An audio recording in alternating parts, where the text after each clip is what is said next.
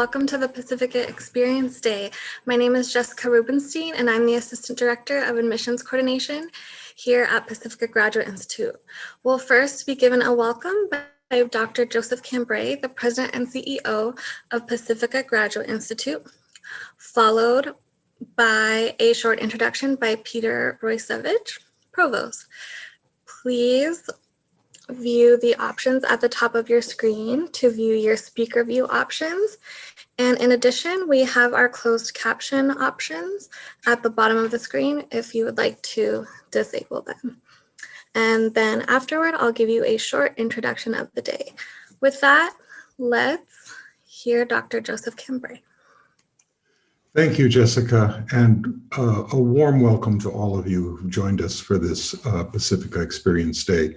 You're at a juncture point, many of you, for one of the most important decisions in your life, where you choose to go to graduate school, as that will shape much of the next phase of your life. That part of your future is there. And so I want to tell you a little bit about why you might want to think about Pacifica now and how it is a pathway to the future. For you and hopefully for many of us. Our society's changing. It's an extremely dynamic moment in our history, whether that's locally, nationally, or globally. Just yesterday or 2 days ago, Santa Barbara County, where we're situated, moved from the red tier to the orange tier. So we're right in the midst of the whole question about reopening in our society. We have a new administration in Washington with new goals that are changing the social landscape nationally and internationally. And we're all still in the midst of this pandemic, which is global. And it's a crisis that's bringing enormous challenges, and we're looking towards that post-pandemic world. What will that look like? We see the challenges in the health system, in social justice, just the judgments that were given this week and some of the responses to that. We can see how powerful that is in our country right now. Technology is undergoing massive changes as we all are moving towards a more remote lifestyle. And I don't think we'll all just simply return status quo ante to how we lived previously. We'll, of course, move back in some of those directions, but we will be, as a society, using much more of these kinds of formats. And so that's part of training for the future. How do you get comfortable? How do you learn to use the tools to their optimum best practice? There's also on crises with housing. We expect that already the homeless populations are rising because of the economic impact of the pandemic. And there's a huge mental health crisis that's looming there. One of the positive things is that at least the insurance companies have now opened up to telehealth, allowing remote work for therapists. And so that's also part of the training. Today, we're going to hear from our depth psychology with a focus on integrative healing and therapy practices. And that is a training that includes this kind of multimodal approach. What's it going to take to reopen society? It is not just simply say, oh, okay, let's just hit the reset button and off we go. Logistically, it's a huge task for all of us, whether it means rethinking the way we engage on airlines or going to the store even. Our daily lives are in transformation. And how will we all emerge? I don't think it'll be status quo ante. We'll need a new and fresh approach. There is the potential here for a renaissance, for a rebirth. This is why the notion of the child archetype and the inner child are so relevant to this moment. It's part of kairos, the activity of the moment. And how about academia? You're about to engage with an academic institution. Well, the vision of what academia is itself is undergoing change. Education on demand is much more a part of our current world. Multiple evidence-based approaches to learning and knowledge and pedagogy, the role of technology, the role of distance education. We are in the midst of optimizing those and working on best practices as those tools that we have are evolving and giving us more flexibility and more possibilities. Expertise itself is changing. And what are the spheres of knowledge? I would say we're moving for the last 400 or so years, from really the 17th century on. We've been in a more reductive scientific focus, and that scientism has been rather restricted. It's divided subject and object. This is a Cartesian split that we all live in, and that's no longer fully capable of taking us into the new world that we're facing. We need to get past it. There needs to be more porosity in our subject-object experience. And that's part of where a return to indigenous cultures and really paying attention, not just borrowing their bits of their knowledge or some of their techniques, but understanding their cosmologies, their deep engagement with their worldviews, because they hold something of that kind of flexibility between subject and object. The way they conceive it holistically is something that we partially know. And we have been adapting ourselves to this. We are becoming more ecological in our consciousness. And certainly here at Pacifica, our views of the psyche are much more ecological in their focus. We incorporate synchronicity into our thinking. And it's moving us into an area of what we might call transdisciplinarity. That is, it's not even the engagement of another discipline. It's the way multiple disciplines come together and create something new, a whole that's not been there as a part of the past. That's informed by complexity theory, which helps us. And it gives us new ways to approach even things like this pandemic. I mean, after all, we are now really beginning to understand that the pandemic was unleashed because of global warming. That's a key element in that. And that the virus itself is psychoid. That is, it has properties of being living material and also properties of being inorganic or unanimate. And yet there it is, it's right at that edge. And that edge between subject and object is exactly what the challenges we're facing, and what Pacifica is devoting its time and energy and resources to at all levels, from upper administration through all of the staff, and most certainly in the faculties and programs. So we're in this moment of transition. We're learning ourselves and what it means to be a clinician moving forward beyond this current moment is one of the real topics that we need to go into in some depth, and we'll touch on that again today with Professor Rohde-Brown's presentation on the child. So thank you so much for your time and attention, and I'll ask our provost now to say a few words of welcome. Peter, can you take over? Thank you, Joe. And good morning. It's great to have you join us today to learn something about Pacifica Graduate Institute. You know, institutions in every sector of society right now are undergoing some intense self-examination and assessment of their mission, vision, and values. The Pacifica Graduate Institute is no exception. We are alarmed by denials of potent realities that face us today that include a potentially deadly pandemic, institutional racism, white supremacy, climate change, and fraudulent claims to truth. And so we are asking ourselves as an institution important meta questions about how Pacifica learns and how we engender learning in others, about the basis of our knowledge and the basis of our institutional history. We also are asking ourselves the questions of whose values and group interests are embedded within and privileged by the very celebrated depth psychological knowledge, which forms the basis of our curriculum and which emerged in a particular Eurocentric time and place. So we are resolutely committed to critically interrogating our institutional biases and assumptions in order to bring about healthy organizational change on behalf of our students, faculty, and staff, and we're committed to that. And our commitment is of two types. It is a commitment to a healthy institute where everybody's well-being is taken into consideration. So it is a commitment to inclusion and a commitment to interdependence. But in addition to that, it's a commitment also to uncompromising thoughtfulness in all that we do. And by this commitment to thoughtfulness, we don't mean just a seeking of irrefutable logic. No, this thoughtfulness is actually a refusal to live hypocritically, to live outside of our own values and our own mission and vision.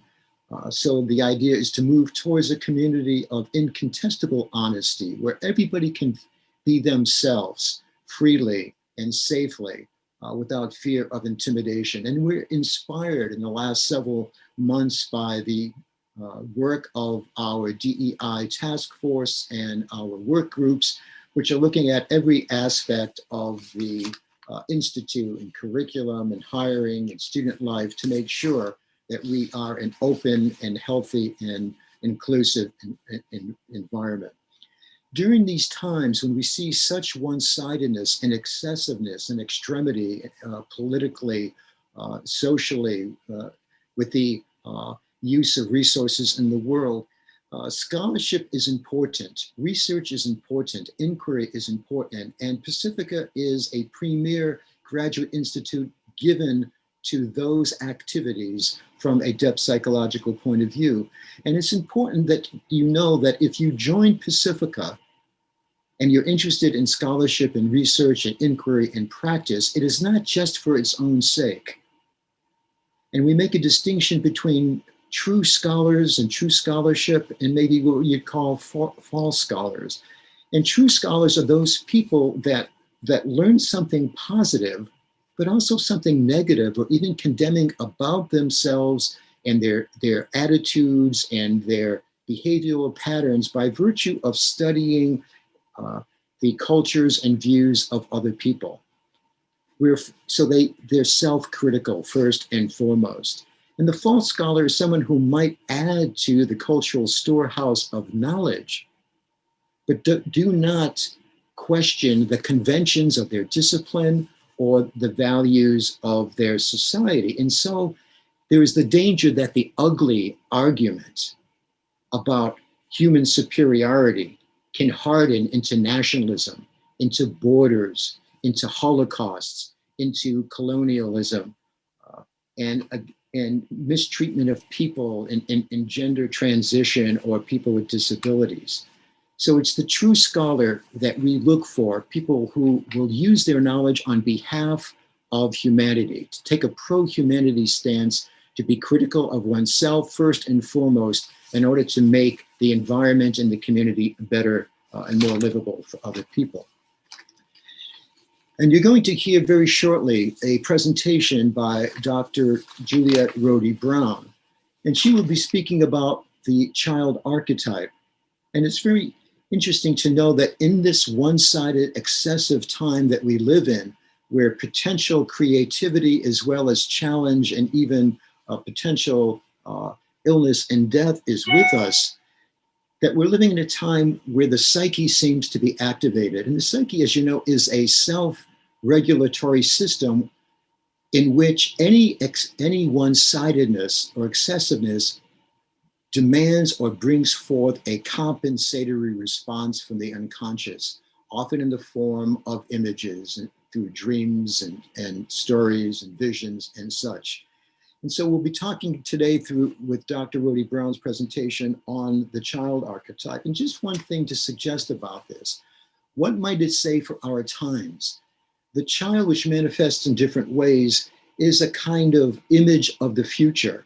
It's a unifying symbol. It's a synthesis of opposites that come together. It's a mediator. The child is a healer that brings about wholeness. Are we in a time, as the president said, where there is the potential for creativity, even as we have the challenges that we face to the earth, to our race relationships, to our political communities? And so perhaps there is this wholeness that is suggested by the child. We see it in manifestations of roundness, of circle, of spheres, of quaternity. And perhaps what we're seeing today is a reconstellation of the archetypal field of the collective psyche. And perhaps there is this renewal down. Please come and join us. Be part of our commitment to true scholarship that brings about compensation through the childlike creativity and renewal that is necessary. So thank you for being with us today, and I hope you'll enjoy the presentation from Dr. Juliet Rohde-Brown. Thank you, Peter. And I'll also give a brief introduction, and then we'll get into Juliet's presentation. As you can see, this is Dr. Juliet Rohde-Brown. She is the chair of the Integrative Therapy and Healing Practices program. And as an overview of the day, we'll hear Juliet's presentation, followed by 2 program breakout sessions, and closing the day with the student services panel. There's a free application link on the landing page. You can use that link to apply to Pacifica for free by the end of the weekend. So it will be open today, Saturday, and Sunday. On the landing page, we also have information for all of our admissions advisors. Feel free to contact them with any questions, or you can reach out to admissions@pacifica.edu. As we close this presentation too, I'll also give you a brief a brief overview of the landing page. And with that, let's get into our featured presentation. One more reminder, this presentation and all the presentations of today will be recorded. So in about the next week, you'll receive an email with all of the recordings. Let's get into Juliet's presentation, The Child Within, Jungian and Post-Jungian Contributions to Spiritual Integration. Thank you, Jessica. Start with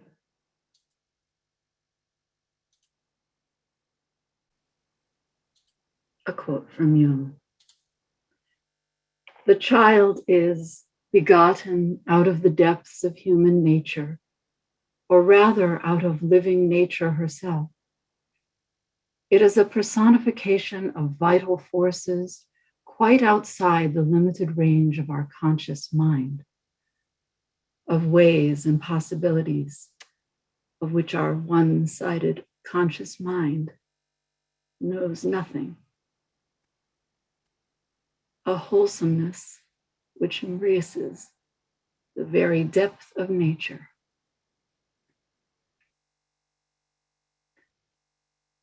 When we look at the image of the child in depth psychological frameworks, we're only touching the beginning by exploring the personal in particular and internal representations of the child we once were in our family of origin, much as we do with attachment studies, for instance.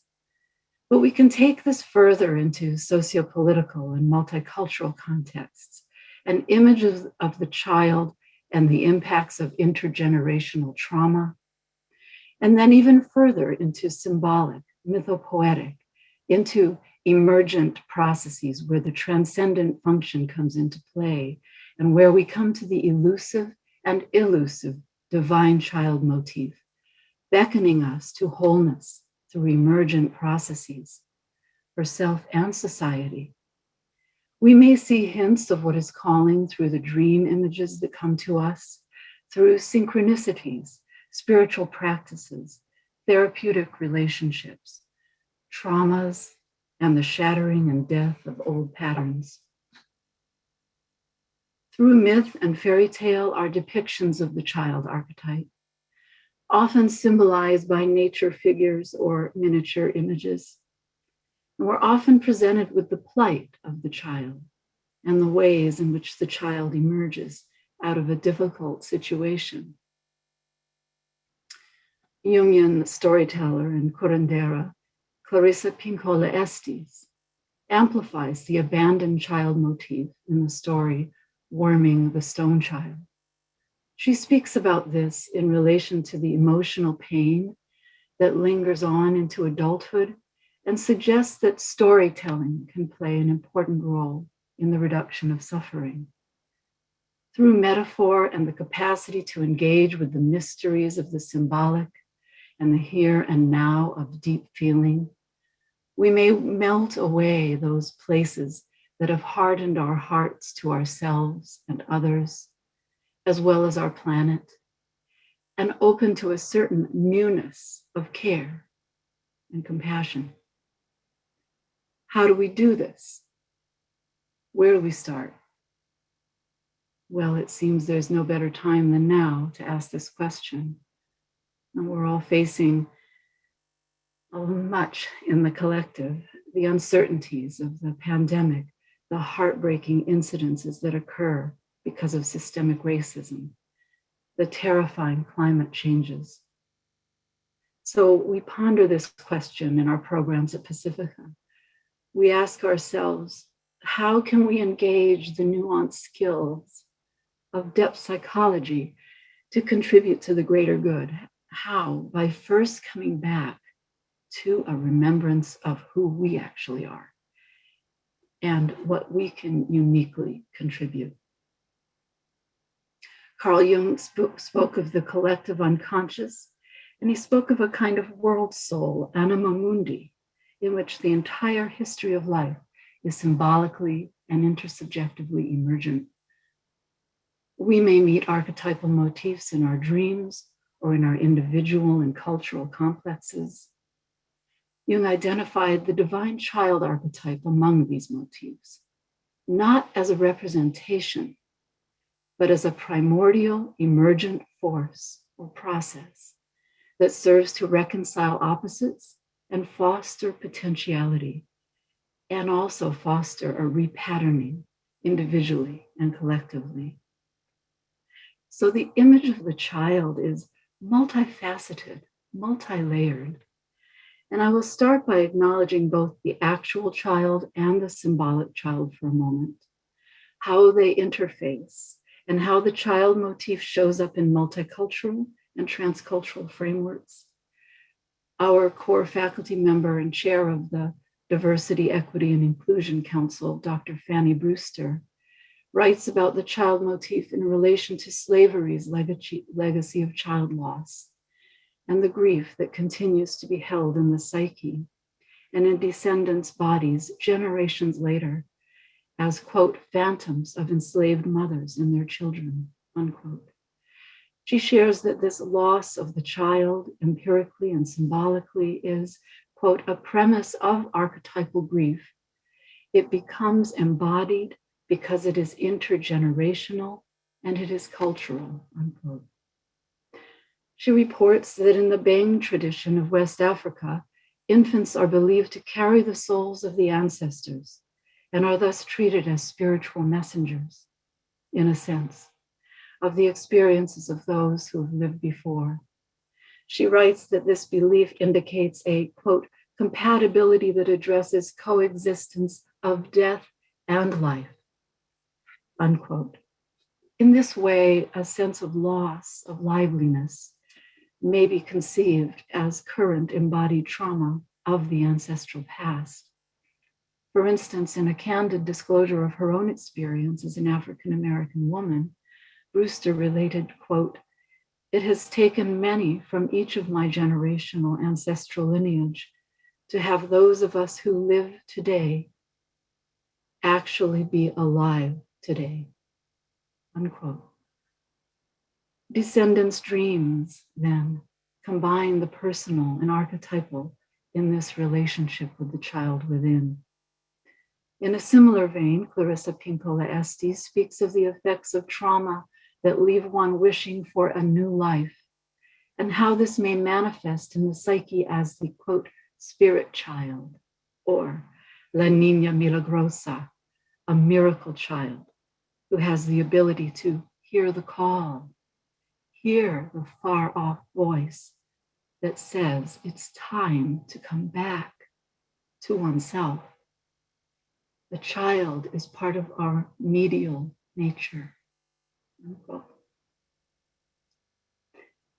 With all that is occurring in the world today, there's a current focus on expanding the psychological context beyond the consulting room and into the socio-political realm, and in decolonizing psychology, inviting transdisciplinary frameworks, culture, ethnicity, gender, sexual orientation, systemic racism and the effects of oppression and poverty, power and privilege, the ecosystem, all of these are now seriously included in conceptualizations and applications around trauma and psychological health.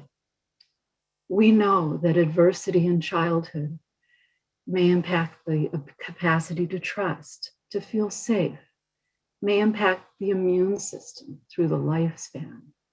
Racism is a public health crisis, as it's being spoken about these days.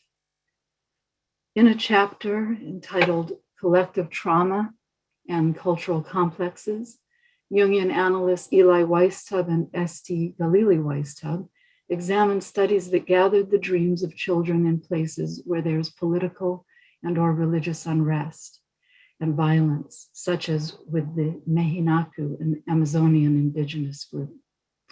The children in this group dreamt of assaults by Brazilian men, which was the case in waking life as well.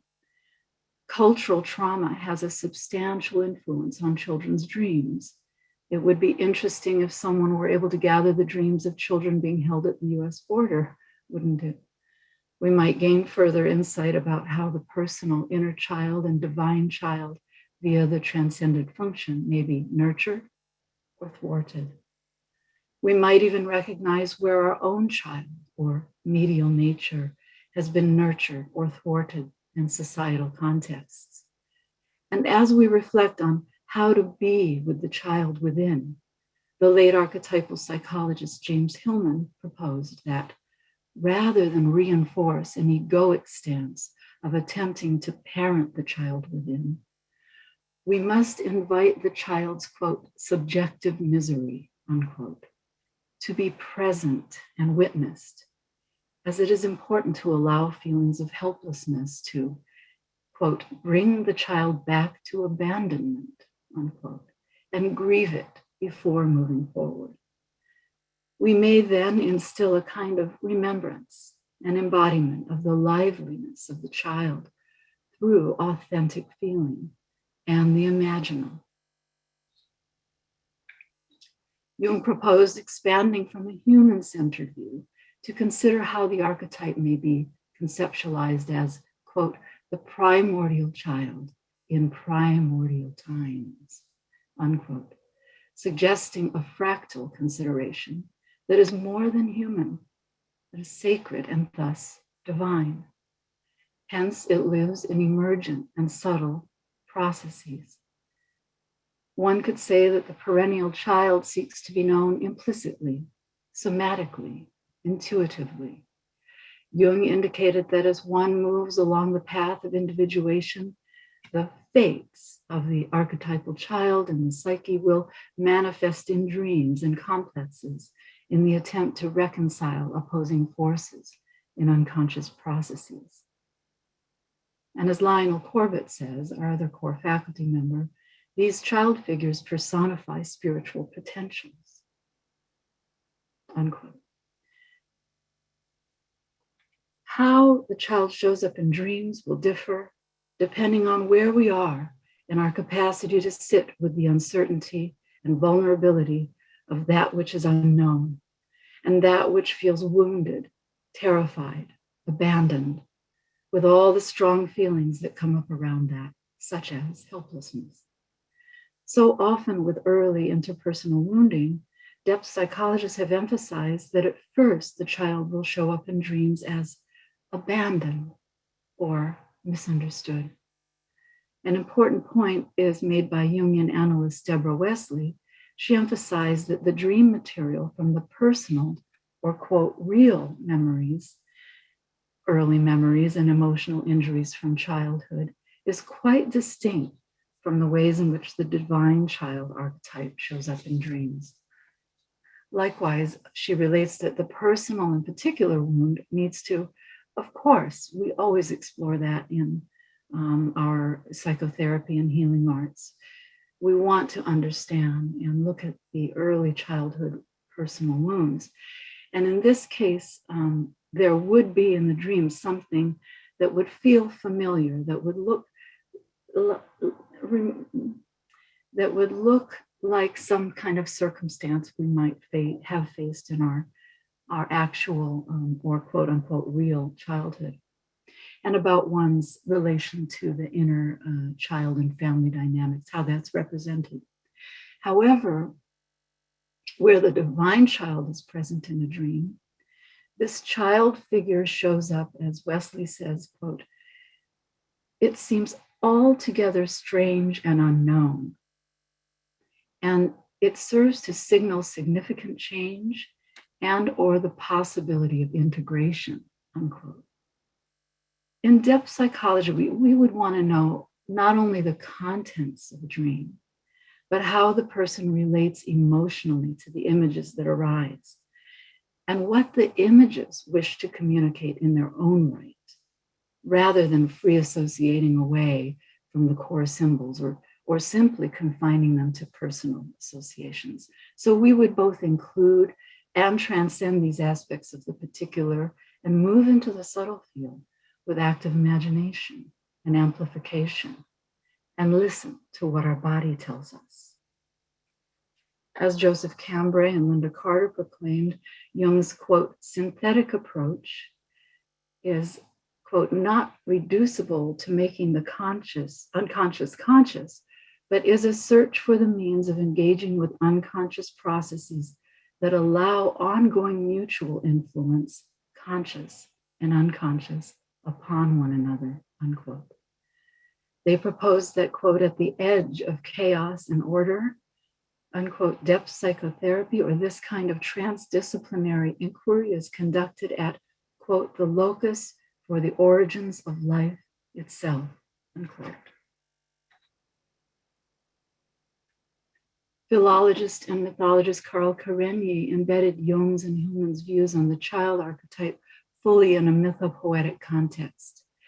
In conversation with Jung's work, Karenyi emphasized that along with the mythic orphan who stands outside of typical human realms and has no parents, non-human symbols arise, such as the golden egg, primal water.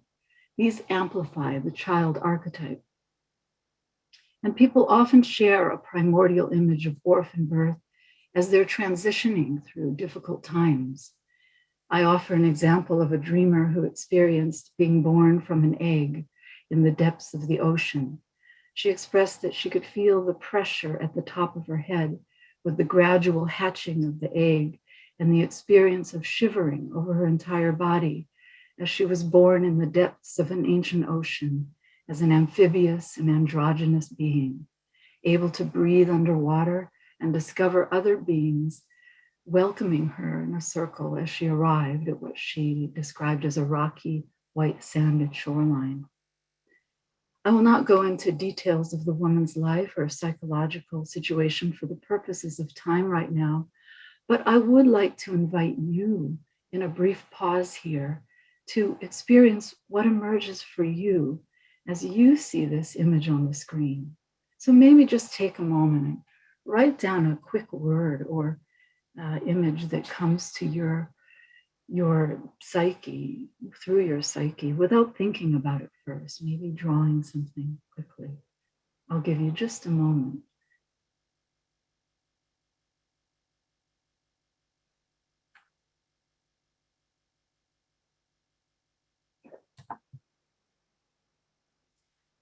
Okay, and perhaps you'll bring this word or image with you today to your breakout groups as you learn about the different programs at Pacifica.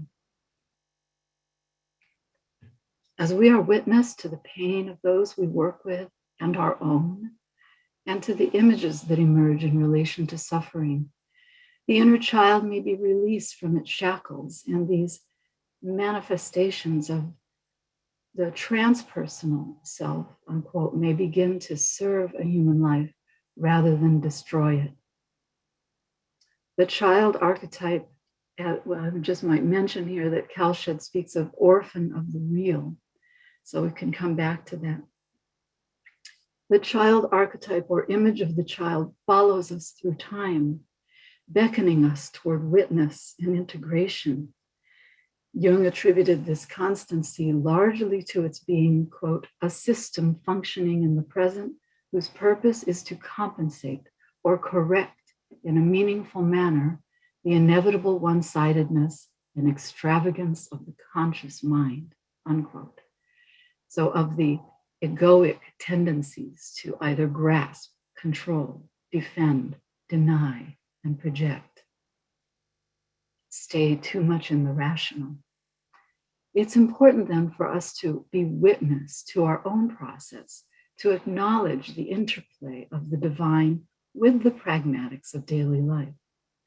Jung articulated that the process moving towards synthesis most often crosses through a series of motifs, and these motifs seek to be integrated with mindful attention, active engagement, and deep comprehension. He observed that these motifs tend to follow a sequence, and that sequence involves themes of abandonment, invincibility, hermaphroditism, and beginning and end, unquote. And he said, quote, from this comes the numinous character of the child, unquote.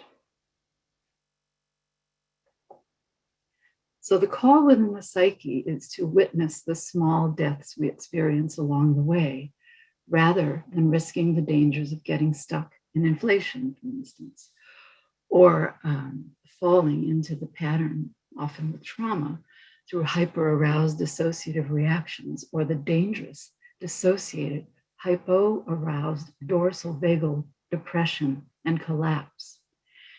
We could say of disappearing into the protective world of fantasy, have the image maybe of Persephone lost to the depths, undiscovered, not coming back. So the myth doesn't continue. We're not able to unravel the rest of it. And the myth of Phaethon amplifies a lot of this. I'd say the orphan phase, the inflation phase, the witnessing and integration as well. There are different versions of the myth, but in a version, he does not know who his father is.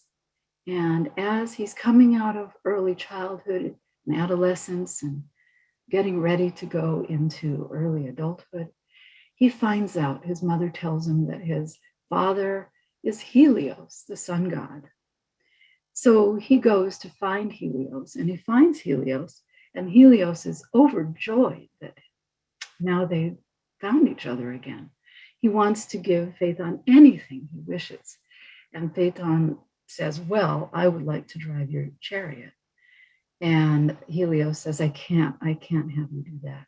But he finally gives in. And Phaethon gets into the chariot of the sun with the horses, and he's so full of a feeling of power, and he takes off, and he thinks, I've got this, I can do this, I am on top of the world. And he takes off, but shortly the horses take him way into the sky, so far away from the earth that the earth freezes. And then so far down to the earth that the earth is beginning to be scorched by this sun chariot and can explode. The whole earth can go up in flames. So Zeus intercepts and he says, this cannot happen.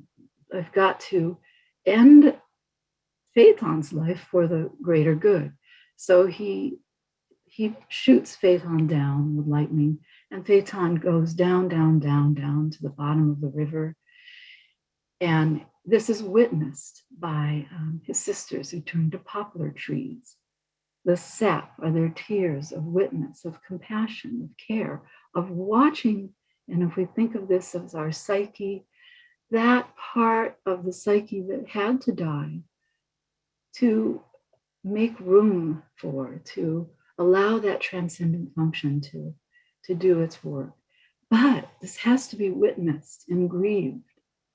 It can't be treated superficially, and it can't be dismissed or ignored. And we see other myths, the Egyptian myth of Isis and Osiris, myths in some of our religious traditions. We see that kind of inflation occurring with spiritual leaders, sometimes with political leaders, who threaten to bring the entire kingdom down, as it were, if remaining in an inflated state, so that it's a trait. Inflation is, and the power of the child energy of godlike or hero-like invincibility, specialness, is there and unintegrated. And Donald Kalshed uses a wonderful image of the Inuit mask with one eye open and one eye closed as this capacity to regulate, to at will go into the inner world and come into the outer world, to have a very rich inner life and also be able to be in and of the world and socially engaged, rather than getting hijacked by dissociation into fantasy.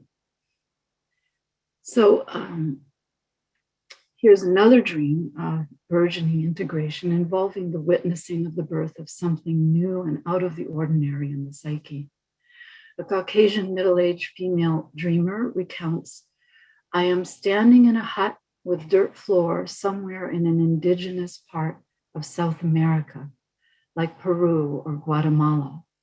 Several National Geographic type researcher photographers are standing with me in a semicircle. We watch in awe as a man who looks somewhat feminine too, like Jesus, with shoulder-length golden brown hair, is laying on the dirt floor giving birth. He has a larger-than-life erect phallus, and just below his phallus is an open vulva, and a healthy baby is coming out. The man, part woman, looks like he's amazed by the process too, and he goes with the experience." In this dream, the dreamer is witness to the hermaphrodite integration of opposites, birth of a new healthy baby. A divine child archetypal presence is being witnessed, and the response of the dreamer in both the dream and waking state was one of awe and wonder, and a clear feeling in her body of invigoration, of aliveness, curiosity, open-heartedness.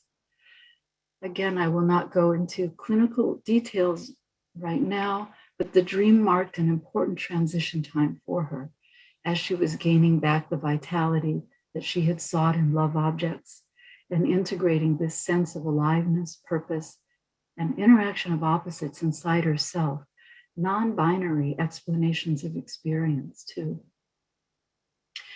The hermaphrodite birthing dream amplified an emergent process unfolding.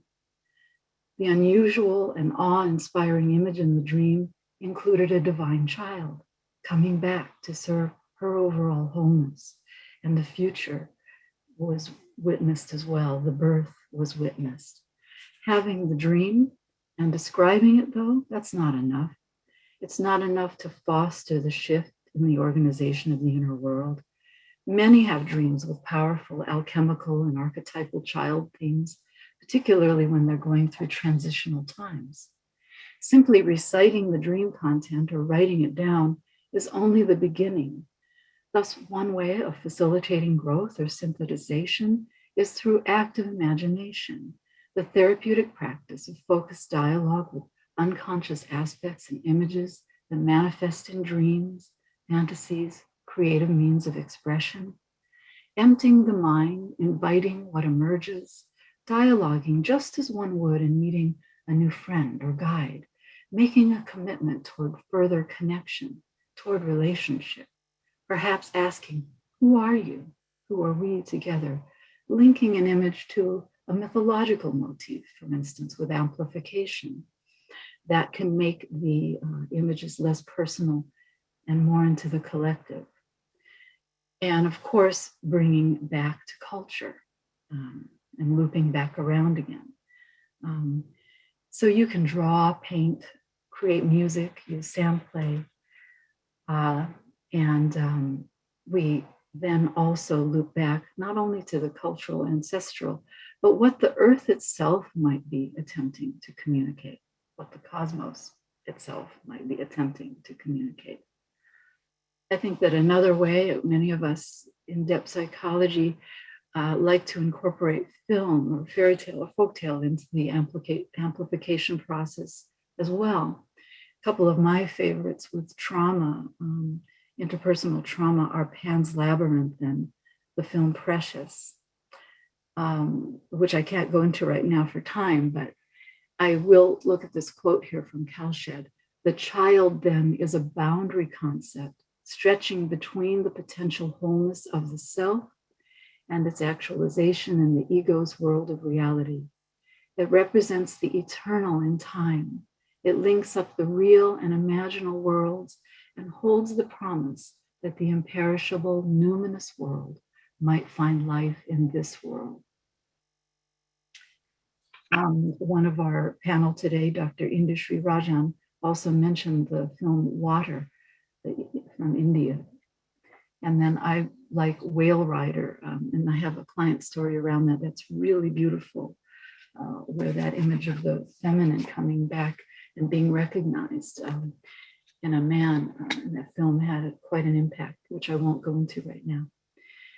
Okay, aside from incorporating film in therapeutic contexts, introspection and emotional changes arise from poetic and other literary adjuncts to psychotherapy, the healing arts, our community-based work, and nature-based work. And I might mention plant medicine as well. It's a burgeoning interest now, I know at Pacifica, but of course it's an ancient practice.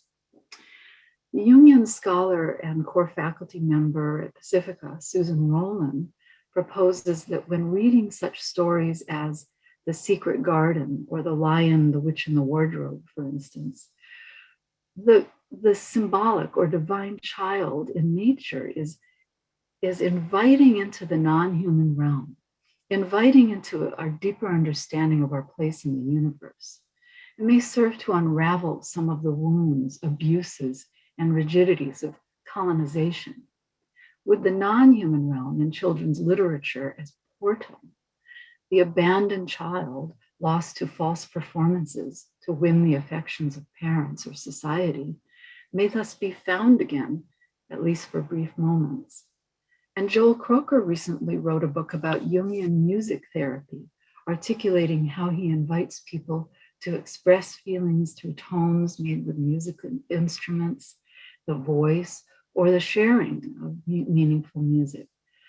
Comparing composers and depth-oriented practitioners, Croker said, quote, both live at times in a world of metaphor where qualities of one realm are imaginally generalized over to another, unquote. One of our panelists today, Dr. Jean Martin, has worked quite a bit with hospice and harp and bedside, using music in the dying process. Applying philosopher Martin Buber's I-thou concept, music therapist Gary Ansel has reflected on music therapy as a space that is, quote, not just metaphor, but rather a musical meeting where music acts like gravity, pulling the layers into relationship, unquote. And as we're expanding this, we can think of groups, we can go beyond the I-thou to including we. And Cambray and Carter discuss the co-constructed field or analytical third, unquote, in psychotherapy, and emphasized engaging the liminal realm, which could be considered a rapport zone, and moving toward integration of emerging material via the therapeutic relationship. So that we go into that a lot in our clinical programs, especially about the therapeutic relationship. And in the same light, quantum physics might speak of unfolding and enfolding in the field, and potentiality, the implicate waiting to become explicate. There was recently a Bohm documentary, which is really wonderful if you've seen it. And Levy, who's written a book recently about this combination between the Jungian and quantum physics world, said, quote, the quantum could be the modern day iteration of the glorified body, unquote. These considerations suggest a nonlinear, spiral-like, alchemical, subtle, dynamic process, divine child as verbal movement, an ever-present psychic potential, a fractal, beginner's mind.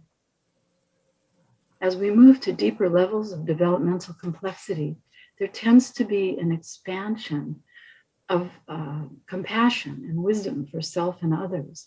In some Tibetan practices, they look at the swan, and one wing of the swan is compassion, the bodhicitta, and the other wing is wisdom. And by wisdom, they mean this recognition of emptiness, not empty of anything, but emptiness itself, which goes pretty much along the lines of what we're talking about with this potential of the child. Are you looking at me, Jessica, because my time is almost up here? Yeah, I'm just popping in to remind that we'll be transitioning into the alumni panel in the next minute or so. If you want to give your last few words on this topic. Okay, I think I'm speaking slower than when I was looking, so I'm going to skip over some things here. But obviously, if you come to Pacifica, you will have access to all of this that we teach here. So let's say, what do I want to say? I wanted to mention that there's some research coming out recently around dreams being shared in the collective through cyberspace. And so you might look up Frontiers of Psychology and some work that's being done around COVID-19 and the pandemic, and how people are now sharing their dreams like no other time in history, globally. And sometimes child is showing up in these dreams, having children that are born with COVID or caring for. So I thought that that could offer us some interesting ideas about where we're going now, how people are turning their face toward the collective. And as Jung said, as you turn your face toward the collective, then of course, this will be an abundant place of returning. So this child is beckoning, and fear and challenge can bring out the best or worst in us in this time we're in. And, as Mercurius turns the wheel, I'm going to end with this quote by Jung. To be that which you are is the bath of rebirth. And I close with that. Thank you. Thank you so much, Dr. Rohde-Brown. And with that, let's have our students and alumni turn their videos on. And I'd like to introduce them. So we have Dr. Jean Martin, a professional harpist, mythologist, and lecturer on the connections between sound, music, and health. She's a therapeutic musician for hospice, which Dr. Rohde-Brown introduced earlier. We have Dr. Industry Rajan, who graduated from Pacifica's clinical doctoral program in 2014 and has her own private practice in Beverly Hills, her private group practice, where she sees a wide range of clients from diverse backgrounds.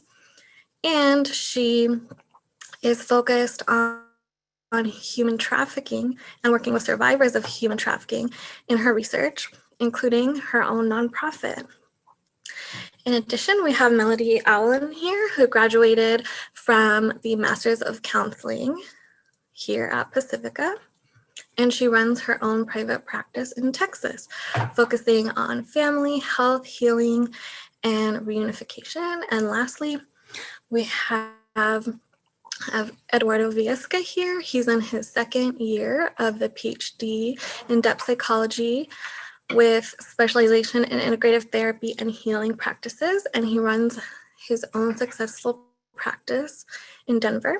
He focuses on couples therapy, individual therapy, and working with the LGBTQ community and multiracial family systems. So we have a wonderful, diverse panel here with a wealth of experience here at Pacifica and outside of Pacifica.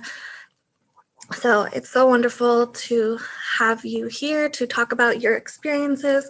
So I'd like to start with an introductory question, and then if our audience members can see the Q&A at the bottom of the screen here, we will take Q&A afterward, which you may ask our alumni or Dr. Juliet Rohde-Brown. So let's start with the students and alumni here. The first question is, if you have a dissertation, please tell us about what your dissertation topic is or was, and your professional work, and how your Pacific experience has impacted your life and work. So perhaps we could start with industry. Hi, everyone. Welcome. I just want to say that I'm really happy to be here, and I hope that what I share will help you in your decision-making process. So my dissertation topic, I did a phenomenological study with sex trafficking survivors in Calcutta in India. So I did, it took me longer to graduate from Pacifica because it was a much more involved process to set up my research, but it was an incredibly powerful time. And I feel that I'm really grateful looking back that I did the clinical program at Pacifica, because in dealing with the topic that I had chosen, it was so powerful and important personally and professionally, and in terms of the academic lens, to have a depth perspective, especially in dealing with complex trauma. I think that a depth psychological lens is so powerful and really opens up the work in a different way. And it also informs research in a different way. I think oftentimes we think of graduate school and we come into academia with a very linear orientation. But, I tell my clients that we heal in circles moving forward, and that life is indeed more of a circle or a spiral in most things. And so I think it's very useful to have a depth-informed lens to do this kind of work. I think also diversity and multicultural issues are at the core of most of the work that I do clinically and in research and in writing. And I think that it's so important to honor multiple perspectives and multiple cultures and ethnicities in the work that we do, because we are living in a pluralistic society, and especially when we've seen what's unfolded culturally in the last couple of years. In the last year, there's been a lot of intensity around many issues having to do with racially motivated violence. And I think we deal with issues of marginalization and systemic racism in so many different aspects of our society. And I feel that Pacifica is uniquely positioned to make a difference along a lot of these fronts. And I think it's also, the beauty of the depth perspective is that we get to embrace consciously where we are, and also the work that has to be done, because we're encouraged to understand shadow work. And I feel that is something that has richly informed my work in the world. And I think, my personal, my parallel process as I've, been teaching and also doing clinical work and research. So I'm really happy to be here. I'm happy to, answer any questions that anybody might have. Thank you so much. Now let's hear from Melody.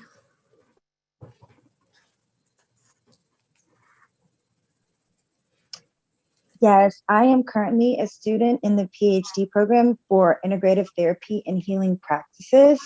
And so I'm not completed the program yet. So this is just where we are taking coursework, and we are looking towards formulating our PhD dissertation at some point once that process is complete. What I can say that I like about the program is we're very much invited into a relationship with our dissertation, which means we are stepping into our own clinical knowledge and integrating what our thesis really has to say, or who we are as a writer, or who we are, as Joe Cambry said, from a humanitarian standpoint, and what we have to offer to the work of psychology. And I think Pacifica does a good job of welcoming us into this knowledge of ourselves, into the knowledge of what our paper and our own voice has to say in the world. For me individually, my dissertation will surround itself around epigenetics and the family soul, so to speak. And what I mean by that is how intergenerational traumas from families inform clinical work and inform our experience in utero up into the age of 14 and beyond. And how, as clinicians, it's my opinion that we need to stay a little bit longer in those initial stages and look at how they inform our lives and our choices. Thank you. Thank you so much. It's wonderful to hear about all your work. Now let's hear from Jean, please. From me? Did you say Jean? Did you say Jean? Yes. Hi, everyone. Yes. Yeah, I was just thinking what Industry and Melody said paralleled or overlapped a lot of what I was going to say in a different field. So I was in the mythological studies program, and I'm biased about the mythological studies program. I thought it was absolutely magnificent, and I couldn't think of a better training for anything, really, any of your interests, any of your work that you're going to be going into. So I'm a harpist, a mythologist, and a lecturer. And I have been a professional harpist for many years.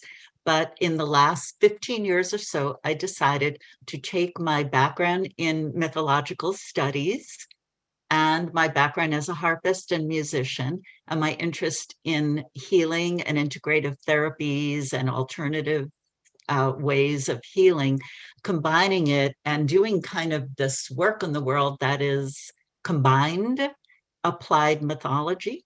So it's taking everything I've learned, including at Pacifica, about ancient societies and the ancient uses of music.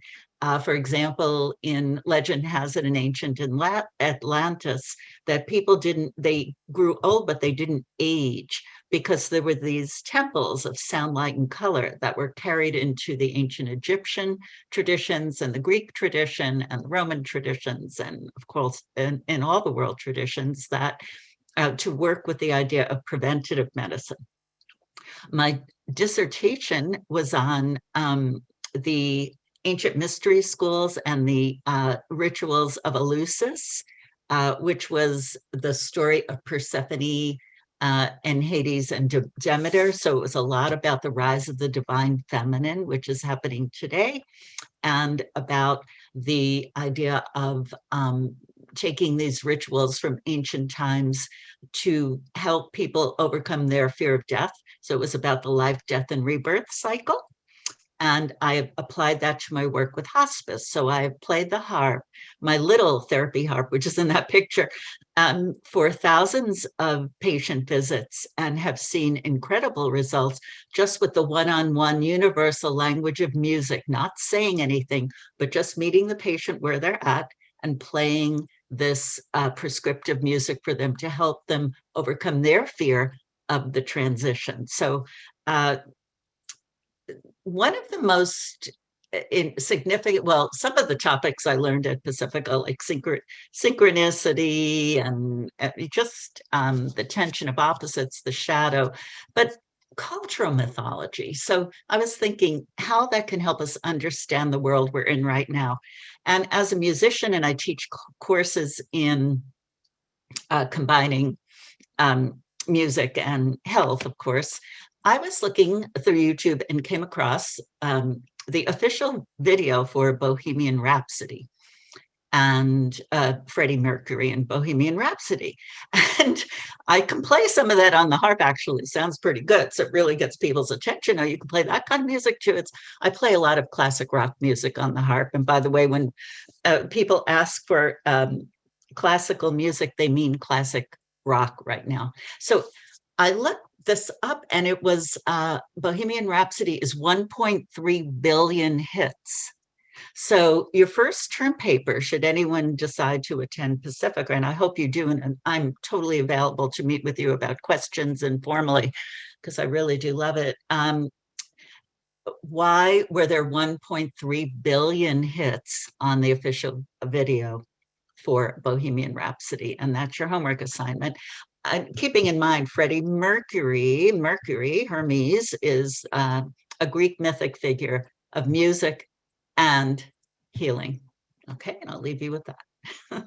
Thank you. Thank you. That's so interesting to think about. All right, lastly, let's hear from Eduardo. All right. Hello, everybody. My name is Eduardo, or Eduardo, if you can pronounce it. I am a second year in this program. And yeah, gearing into the spring quarter. So I haven't started the dissertation yet. I believe I will have to submit my dissertation proposal this fall, which is exciting and crazy. I can't believe how fast time flies. So I guess, so for me, as part of my dissertation, I really want to delve into this colonial period of the last 500 years. And I want to study how psychology has been molded and how discourse on psychology has been molded through colonialism. And I also want to study certain texts. So one of them is Borderlands La Frontera by Dorian Saldúa. This text is pretty big in ethnic studies, Chicano studies, women studies. I stumbled upon this text when I was an undergrad. I was actually really close to dropping out of college. And I read the text, and it definitely lit an archetypal fire for me.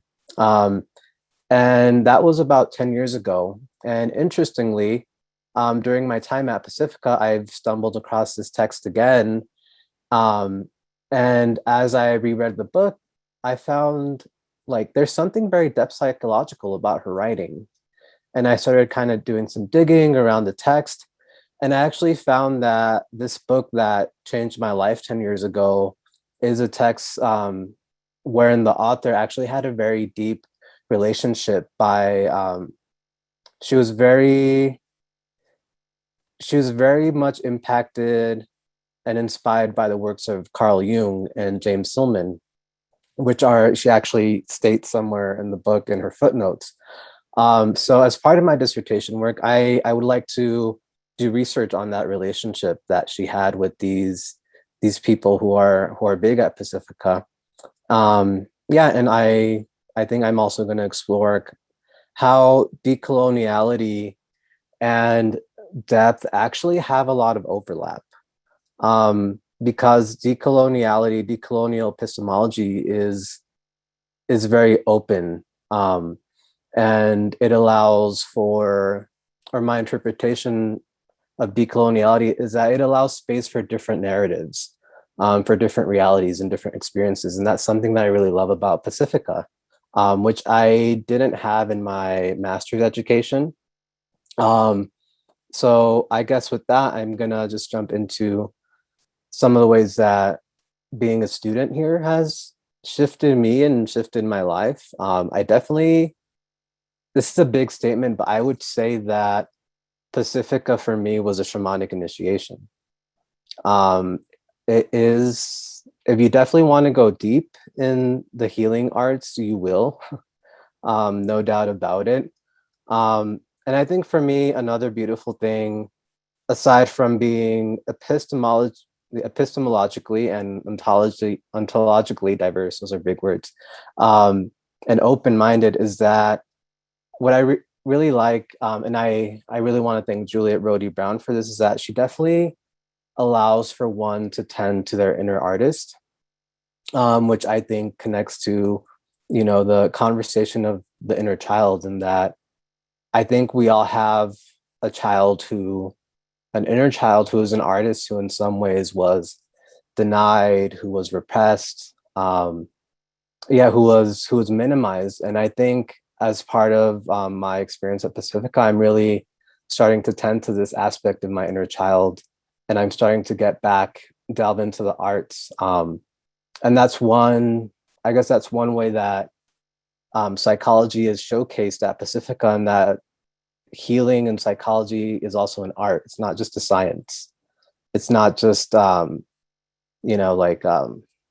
randomized control trials and that type of stuff, right? It's not just this evidence-based thing that you do and you check off a list. There's an art and a richness to being a depth psychologist, which I definitely appreciate. So yeah, thank you for having me, and I look forward to hearing a bit more from the people who have attended this event. Thank you so much. That was beautifully spoken. We're so appreciative to hear all your experiences. So with that, we have some Q&A here in the Q&A box. And I just wanted to say that I am seeing some admissions questions. So we will be having a student services panel later this afternoon from 2 to 3. So for specific admissions and application questions, please feel free to attend that panel, which we will answer more. But as far as hearing more from our students and alumni, we have a question about balancing children, family, work, and life while being enrolled. Can you tell us a little bit more about your experience and how you balanced work, life, family, and studies? Whoever would like to go first. I guess I'll jump in. I have a brief answer. So I think prioritizing for me has been important, because at the end of the day, there's probably going to be about 100 things on my list. But for me, it's about what am I really, really passionate about, and what do I really, really want to do, and bumping those at the top of my list. That's how I manage it. So for me, I can say that I'm single, I'm not married, and I don't have children. So when I go home, I don't have those draws on my time, but I have a very big practice. So my commitment to my clients and my cases draws heavily on me, like emotionally, mentally, my energy level. So I think time management is a big part of it. And then figuring out, if you do want to go into the field of psychology, how you can use school as not this separate entity. It's not like school and work. It's like they're all together because they're nurturing you to be better in your field. And if you can create this through line of experience, and hopefully one can just flow into the other. I would say I too, when I went through the program, was not married and didn't have children. But I think what I found in my process was that when you open up into the program, invariably your personal process will open up too, and you'll have a parallel process as you move through. I think it's important to pay attention to, to take time to take a step back and to really kind of ground into where you are, and to not be afraid of shifting, changing gears, taking breaks if you have to. I think, and I would imagine, and I know that a lot of my cohort members, when I went through, had kids and had a lot of other responsibilities. But I think remembering conversations I've had, and even now as I teach and talk with students, I think it really comes back to paying attention to the personal and the academic, because I think it's easy to get sucked into one and feel disconnected from the other. So I think that's at the core of finding balance is honoring your personal process and not being afraid to choose from that place.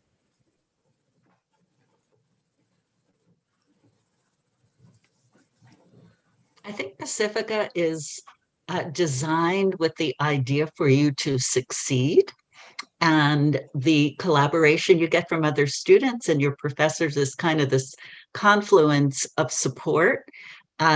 Also, the ancient idea of, here you'll get a little lesson of Kairos time, Kairos, Kairos, meaning time can stretch and bend. And I had a very young son when I was going to Pacifica, started when he was like 5. And so there were times that I sort of had to blend it all in, but somehow it was all able to get done. And if you really love your program, oh, I wanted to tell you one thing. If you pick a topic for your dissertation that you absolutely are in love with, that's the most important thing you can do.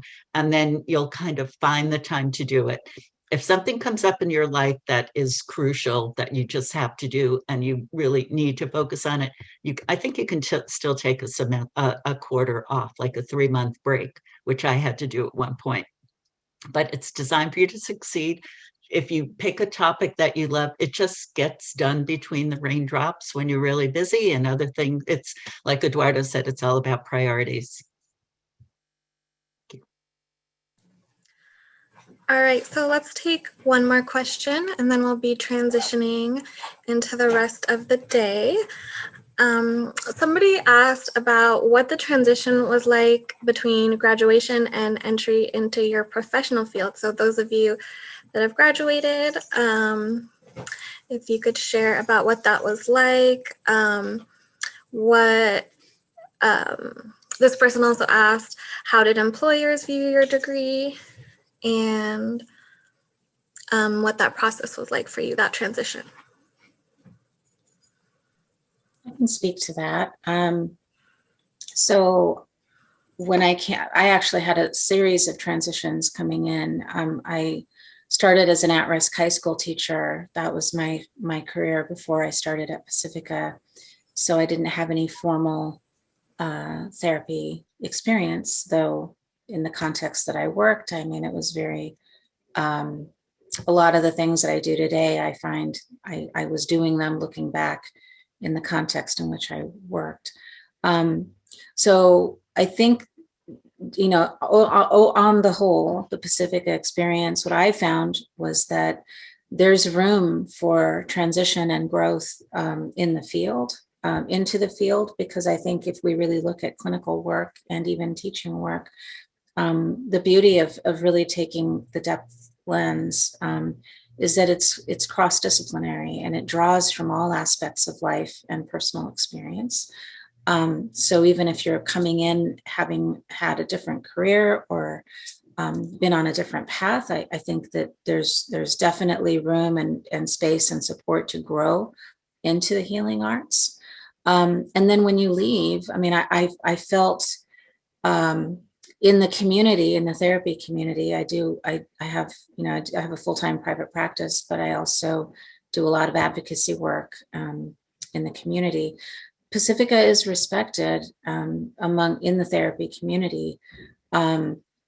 And so, and there are a lot of Pacifica alumni actually that I encountered in the community who were very helpful in terms of helping me transition, helping me learn and understand how do we translate what we've learned in the real world. And in terms of even the business aspect or, you know, different things that you have to learn that you don't necessarily, you know, have classes on in the program. It was, you know, a bit of a learning curve, but I think that certainly whenever I reached out to people, whether they were, you know, my professors or whether they were in the office, clinical director, whomever, I mean, everybody was quite supportive. And I was turned on to different resources that helped me continue my education because there is, you know, the transition into private practice, you know, you do need to learn about the community, you know, different organizations that you'll have to work with in the community, different things that you'll have to know about running a business. But all in all, I felt like my transition was well supported. And there was always someone who was willing to sit down with me, have a conversation with me and point me in the right direction. So I think that was really good. And I've found there's been lots of opportunities. I've had lots of different work opportunities that I've been offered since graduating. So there's been no shortage of those.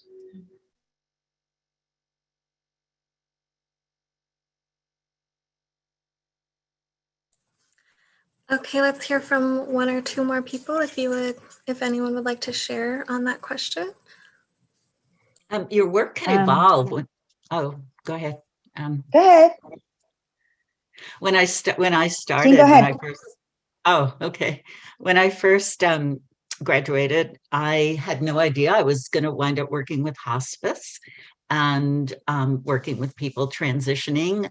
Your work can evolve. It's sort of like we're on this journey. And so when I first graduated, my emphasis was more mythological studies and being a mythologist and playing the harp more as a performer and doing a lot of academia.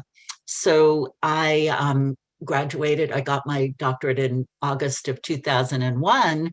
And in September of 2001, a month later, I was asked to join a study abroad program for 2 weeks, talking about the ancient goddess traditions in the Greco-Roman world, and to be at this beautiful place in the countryside of Diana and Artemis, the countryside of north of Rome, about an hour and a half north of Rome. So my program was ended on September 10th, 2001. And guess who was on a plane on 9/11?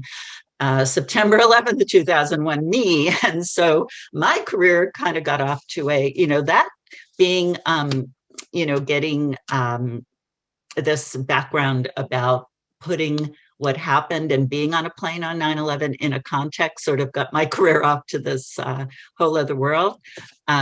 But I wonder if that also informed my wanting to work with people using my knowledge of the ancient mystery traditions and overcoming people's fear of that idea of transition. And now we're in a time of transition. And so my classes are focusing on how you can use that hermetic idea of as above, so below, to stay balanced and to stay do your healing practices and do what makes you feel good in order to stay balanced no matter what's going on around us. And that's what my classes are all about, using music as a tool. How can you use music to get us through these challenging times? If that makes any sense. Thank you. I can jump in and speak about the counseling program. So after graduating from the counseling program, I found it relatively easy to find a site in my local area. I think that's what you're asking. So I ended up working at the Council on Alcohol and Drugs. And then after that, they hired me into their non-for-profit. And then after that, I went into private practice. But I found a lot of people actually in the Houston area that are graduates from Pacifica. At the time, the director of the Jungian Institute in Houston was a Pacifica graduate. And then during my integrative studies period, I found a therapist in the area. Her name was Jennifer Embry, and she's now a Jungian analyst. So she continued her studies in Switzerland after leaving Pacifica, but she was also a Pacific graduate. So I just found all these pockets of people in my local area that had the lineage of Pacifica behind me, and they really nurtured and helped me find places where I could make a home outside of California, since I graduated from a school in California, but create a home in Houston and nurture the beginnings of my career.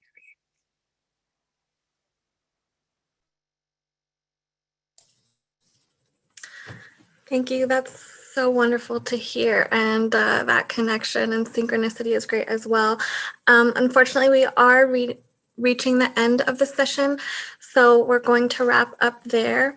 But I'm just going to briefly show you the landing page.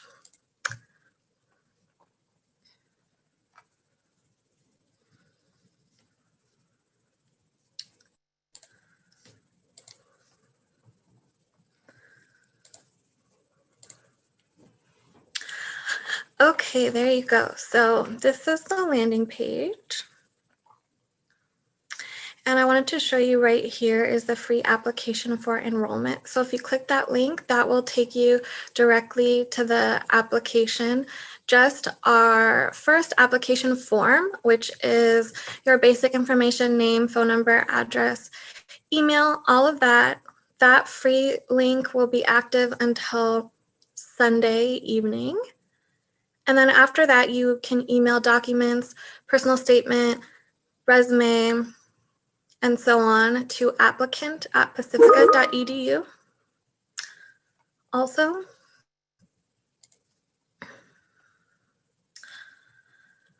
I'd like to show you the program breakout sessions. So scrolling down here, you can see the webinar link for each breakout session. So say I'm interested in marriage and family therapy, the counseling psychology program. I would click here to join the webinar, or you can click the Zoom link here. And we have 2 breakout sessions. So say I'm also interested in clinical psychology, I could click to join there afterward at 12:45. And just a note that you may need to wait a moment or 2 to be let into the meeting once you click to join. Here are the rest of our program breakout sessions. Lastly, we have a student services panel here at 2 o'clock. So if you have questions for financial aid, how you're going to fund your education, guest services, more admissions questions, I saw some in the chat, feel free to attend this panel. We have our contact information here for our admissions advisors. Also, if you're not kind of sure where to direct your question, please email admissions@pacifica.edu. And then scrolling all the way down, we have lots of resources, YouTube videos. We have some reading lists, some recommended reading lists and guides. So with that, I'd like to thank everyone for joining. It was so wonderful to hear from our students and alumni and to hear Dr. Rohde-Brown's presentations. So we really hope you enjoy the day, and we'll look forward to seeing you in the rest of our breakout sessions. Thanks again.